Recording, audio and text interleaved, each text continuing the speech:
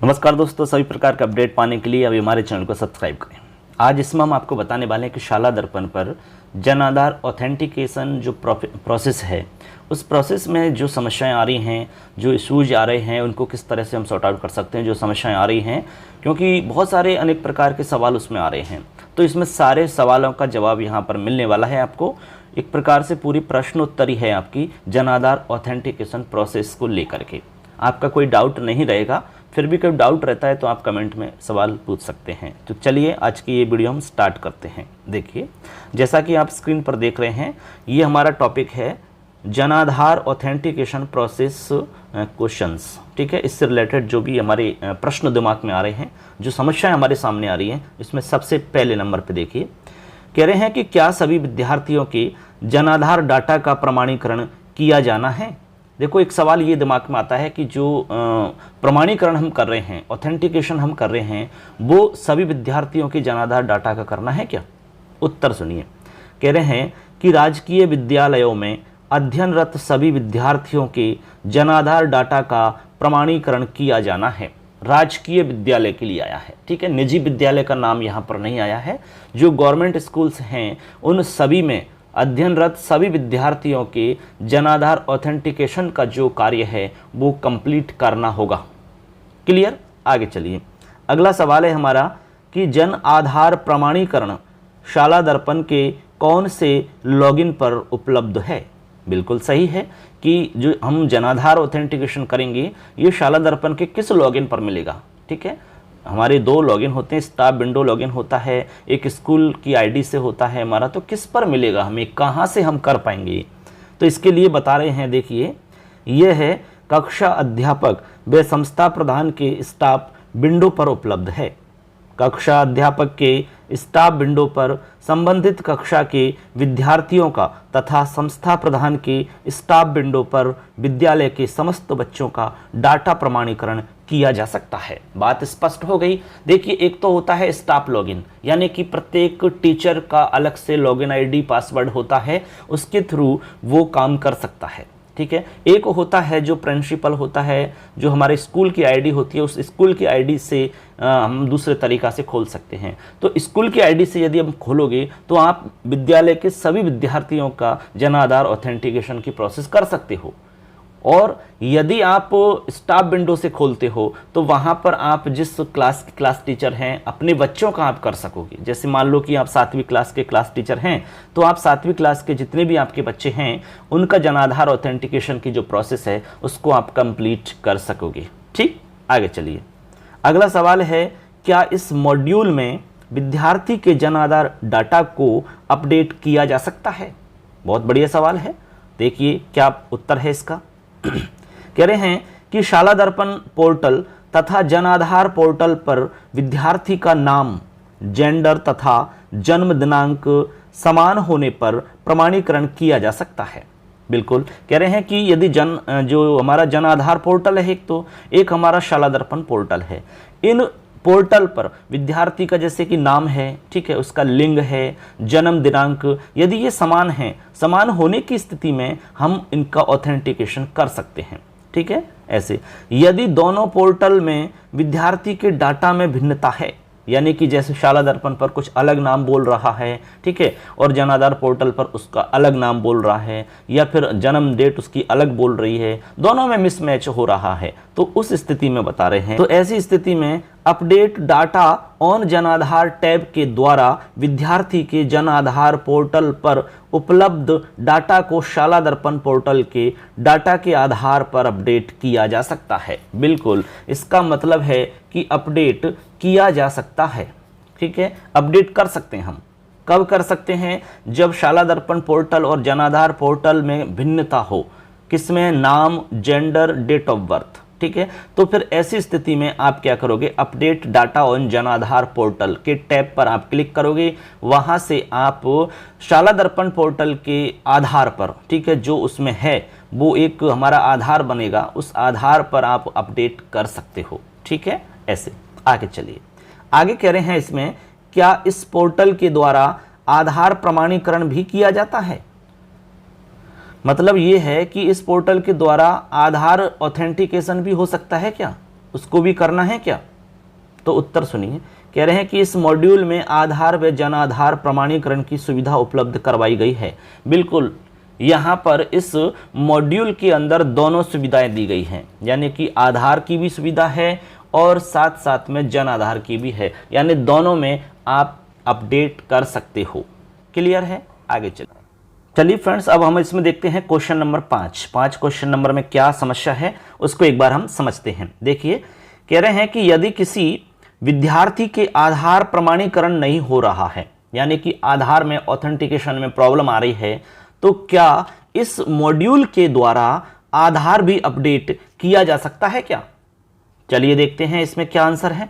कह रहे हैं कि वर्तमान मॉड्यूल में केवल जन आधार डाटा को ही अपडेट करने की सुविधा उपलब्ध है। मतलब जो अभी वर्तमान में जो मॉड्यूल यहां पर दिया जा रहा है उसमें केवल जन आधार डाटा को ही अपडेट करने की सुविधा है। आप आधार को यदि करना चाहते हो तो उसकी प्रोसेस अलग है, आगे उसको बता रहे हैं। कह रहे हैं कि यदि आधार में विद्यार्थी के डाटा में भिन्नता है तो आधार अपडेट की सुविधा पूर्ववर्ती व्यवस्था के अनुसार ई मित्र आदि से रहेगी। यानी कि आपको यदि आधार में कुछ अपडेटेशन करना है तो आपको ई मित्र के माध्यम से करना होगा, वहां से आप कर सकते हो। ठीक है, ऐसे आगे चलिए। अगली समस्या के रूप में हमारा सवाल है 6 नंबर। कह रहे हैं कि यदि किसी विद्यार्थी का नाम जनाधार में नहीं है तो क्या इस मॉड्यूल के माध्यम से विद्यार्थी का नाम जनाधार में जोड़ा जा सकता है क्या? बहुत अच्छा सवाल है ये, क्योंकि बहुत सारे विद्यार्थियों का नाम ही ऐड नहीं हो रखा है, तो क्या उन विद्यार्थियों का नाम जोड़ सकते हैं? चलिए, कह रहे हैं कि नहीं, मॉड्यूल में केवल विद्यार्थी के डाटा अपडेट की सुविधा उपलब्ध है। केवल डाटा अपडेट के लिए इसमें सुविधा दी गई है, आप अपडेट कर सकते हो। अपडेट से तात्पर्य है कि उसमें जो कुछ पहले से है उसमें आप संशोधन इत्यादि कर सकते हो नियमों के तहत। नाम जोड़ने की सुविधा पूर्ववर्ती व्यवस्था के अनुसार ई मित्र आदि से रहेगी, यानी कि नाम जोड़ने की जो सुविधा है वो ई मित्र के थ्रू होगी। समझ गए? इस तरह से आगे चलिए। अगला हमारा सवाल है 7 नंबर। कह रहे हैं कि विद्यार्थी के डाटा में भिन्नता के कारण अपडेट डाटा ऑन जनाधार पोर्टल टैब का उपयोग करते हुए TRN नंबर जारी हो गए हैं, परंतु जनाधार प्रमाणीकरण अभी भी नहीं हो रहा है। क्या कारण है? बहुत बढ़िया सवाल है। TRN नंबर जनरेट हो चुका है, लेकिन फिर भी जनाधार ऑथेंटिकेशन की जो प्रोसेस है वो कंप्लीट नहीं हो रही है। क्या कारण है? चलिए आगे बता रहे हैं इसका क्या समाधान है। अब देखिए इसका क्या उत्तर है, एक बार हम समझते हैं। कह रहे हैं कि TRN नंबर जारी होने के बाद यदि प्रमाणीकरण नहीं हो रहा है तो कुछ समय बाद, ठीक है, कुछ समय बाद आप ऑथेंटिकेशन जनाधार टैब में जाकर के एक बार पुनः प्रयास कर सकते हैं। ठीक है, उससे ये काम हो सकता है। या फिर कह रहे हैं कि एक दिन या विभाग इस प्रक्रिया को कम समय में करने हेतु प्रयासरत है। विभाग के थ्रू भी ये कार्य हो जाएगा। वैसे आप उसमें थोड़ा सा वेट कर लें, एक दिन हो सकता है, उसमें कुछ 2, 4, 5 घंटे के बाद में आप पुनः प्रयास करें। हो सकता है कई बार क्या सर्वर इत्यादि की वजह से प्रॉब्लम हो सकती है, तो आपका जो कार्य है वो निश्चित रूप से हो जाएगा। आगे चलिए। आगे कह रहे हैं कि TRN नंबर जारी होने के बाद क्या प्रमाणीकरण का कार्य पूर्ण हो गया? बिल्कुल अच्छा सवाल किया इन्होंने। तो इसका मतलब सुनो आप, आंसर है कि TRN नंबर जारी करने के बाद ऑथेंटिकेट तो अब इसका आंसर सुनिए आप। कह रहे हैं कि TRN नंबर जारी करने के बाद में ऑथेंटिकेट जनाधार डाटा टैब पर क्लिक करके प्रमाणीकरण के कार्य को किया जाना है। केवल TRN नंबर जारी होने से कोई प्रमाणीकरण नहीं हुआ है, आपको उसके बाद में ऑथेंटिकेट जनाधार टैब पर क्लिक करना होगा। वहां पर प्रमाणीकरण के कार्य को आगे पूरी प्रोसेस आपको करनी है, तब जाकर के ये कार्य आपका पूर्ण माना जाएगा। आगे कह रहे हैं अगला सवाल। कह रहे हैं कि मेरे विद्यालय में कक्षा वार जनाधार की प्रविष्टि व प्रमाणीकरण की क्या प्रगति है, इसे लॉगिन पर कैसे देखा जा सकता है? बिल्कुल बहुत बढ़िया बात है। यानी कि मान लो हम देखना चाहते हैं कि हमारे स्कूल के अंदर कितने विद्यार्थियों का ये कार्य कंप्लीट है, इसको मैं देखना चाहता हूं मान लो, तो आप किस तरह से देखेंगे, इसकी प्रोसेस क्या है? तो चलिए, तो देखिए इसका समाधान है कि विद्यालय की प्रगति रिपोर्ट विद्यालय लॉगिन पर तथा ब्लॉक या जिला स्तर की प्रगति रिपोर्ट क्रमशः सीबीओ व सीडीओ लॉगिन पर देखी जा सकती है। देखिए इसके 3 तरीका हैं देखने के। जैसे मान लो आप अपने बच्चों का ऑथेंटिकेशन देखना चाहते हो, पूरा डिटेल आप देखना चाहते हो, तो आप अपने विद्यालय लॉगिन से भी देख सकते हो, कोई प्रॉब्लम नहीं है। ठीक है, विद्यालय की प्रगति रिपोर्ट में जाकर के आप एक रिपोर्ट का उसमें टैब रहता है, रिपोर्ट के टैब पे जाकर के वहां से आप रिपोर्ट चेक कर सकते हो। इसके अलावा ब्लॉक स्तर पर भी देख सकते हो सीबीओ के पास में।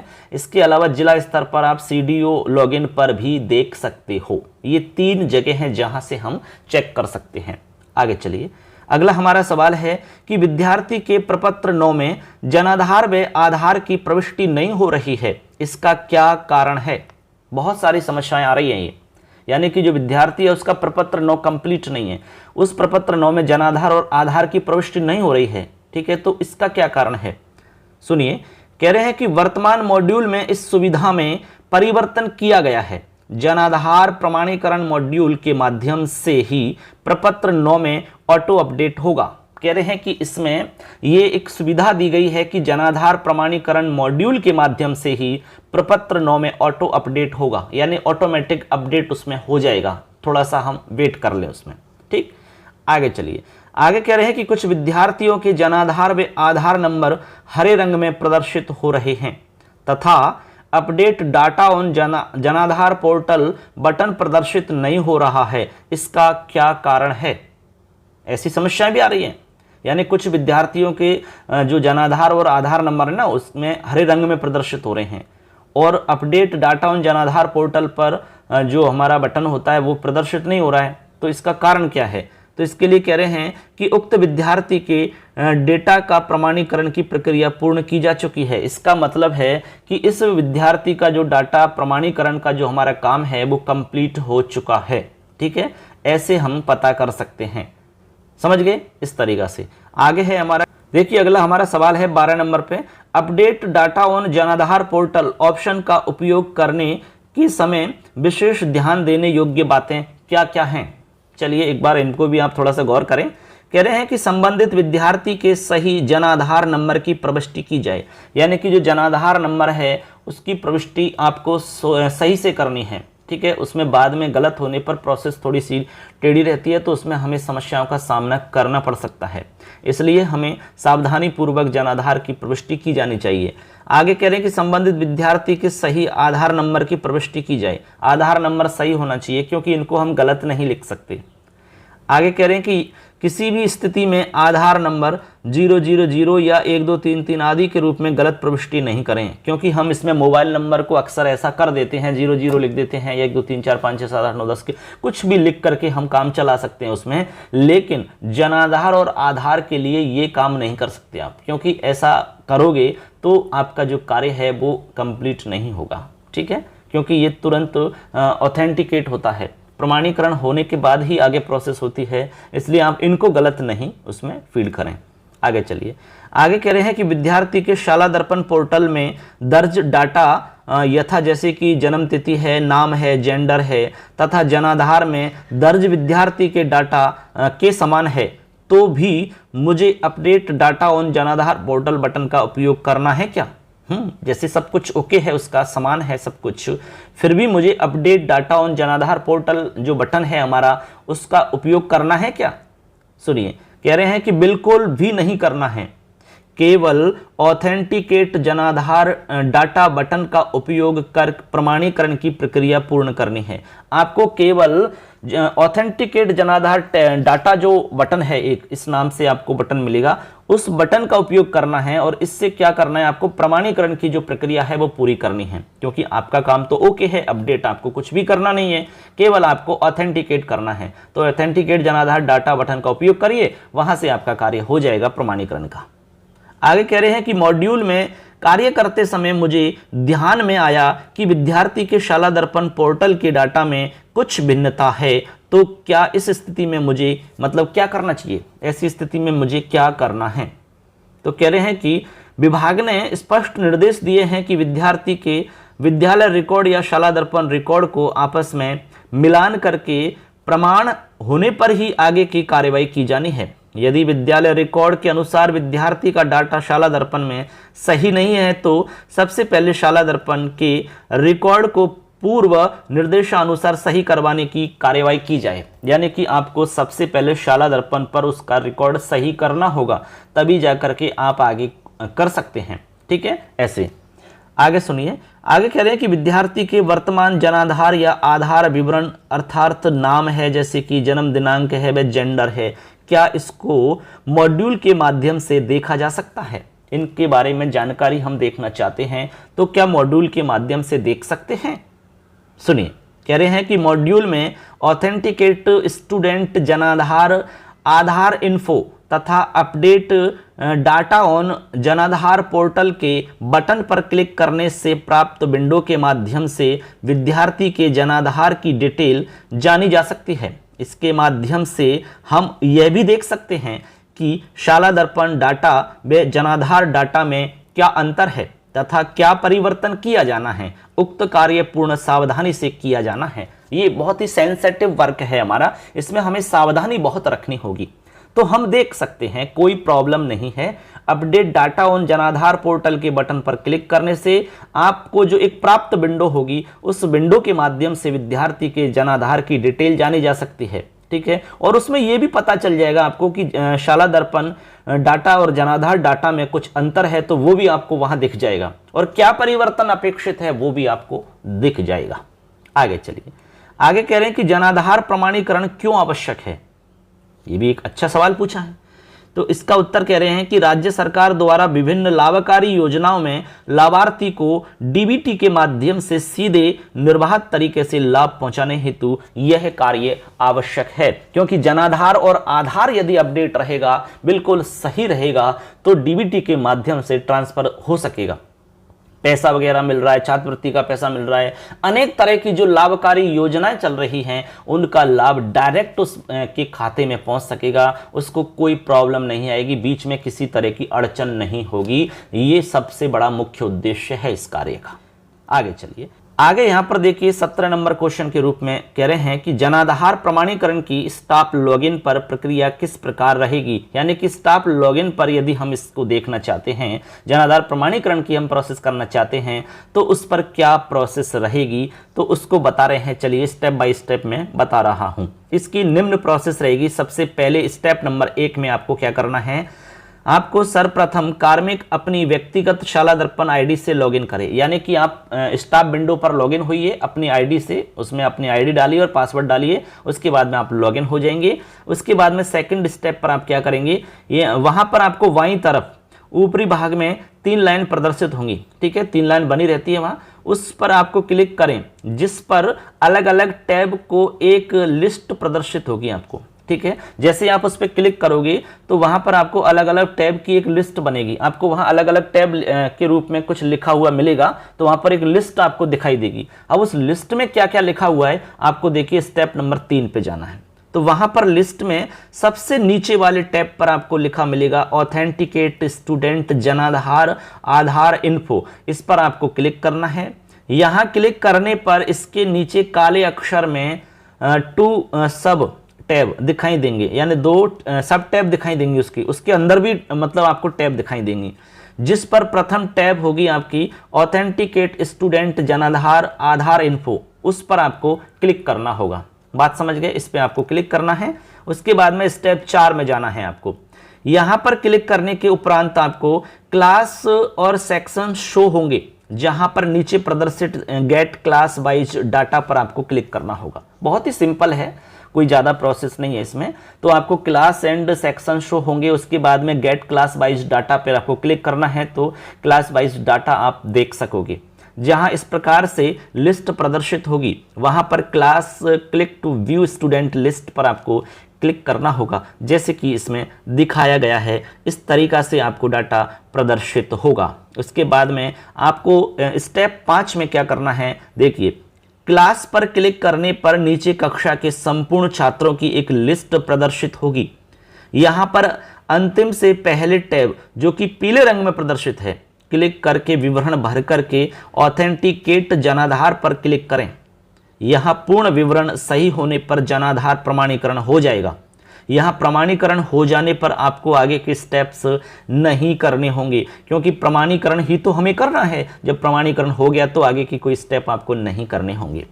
जन आधार डाटा में स्कूल के शाला दर्पण डाटा में भिन्नता होने पर वहां प्रदर्शित अंतिम टैब अपडेट डाटा ऑन जनाधार पोर्टल पर क्लिक करके भरें एवं नीचे अंकित अपडेट डाटा ऑन जनाधार पोर्टल पर क्लिक करने पर टीआरएन नंबर जारी होंगे। आपको टीआरएन नंबर जारी होगा। उस टीआरएन नंबर के बाद आपको और कुछ इसमें स्टेप्स करने हैं। स्टेप्स 6 के रूप में देखिए, कह रहे हैं कि टीआरएन नंबर जारी होने के कुछ समय बाद पुनः अंतिम से पहले टैब लिखा हुआ रहेगा ऑथेंटिकेट जनाधार डाटा में जाकर के प्रमाणीकरण करें, आपका कार्य पूर्ण हो जाएगा। इसमें हमने देखा कि जनाधार प्रमाणीकरण किस तरह आप कर सकते हो स्टाफ लॉगिन से, यानी कि स्टाफ विंडो जो लॉगिन है, व्यक्तिगत रूप से जो विद्यार्थी अपनी लॉगिन आईडी से इसको लॉगिन करता है, उसमें आप किस तरह से ये पूरी प्रोसेस करते हैं, इसमें मैंने आपको पूरी प्रोसेस बताई है। तो यहाँ पर उम्मीद करते हैं अब जनाधार प्रमाणीकरण को लेकर के हमारी जो समस्याएं हैं उनका समाधान इसमें हो गया होगा। अब किसी तरह का इसमें सवाल शायद नहीं रहा होगा। फिर भी कोई भी समस्या है अभी भी तो आप कमेंट में सवाल पूछ सकते हैं, हम पूरा प्रयास करेंगे कि उस समस्या का समाधान किया जाए। ठीक है, ऐसे ही अपडेट पाने के लिए हमारे चैनल को अभी सब्सक्राइब कर लो दोस्तों, क्योंकि सभी प्रकार के अपडेट इस पे मैं लेकर आता हूँ। ठीक है, विशेषकर स्कूल इत्यादि से संबंधित जो काम है हमारे, ठीक है, टैक्स इत्यादि से संबंधित कार्य हैं, उनसे रिलेटेड यहाँ पर आपको पूरी जानकारी मिलती है। तो मिलेंगे नेक्स्ट अपडेट में, तब तक के लिए जय हिंद, वंदे मातरम।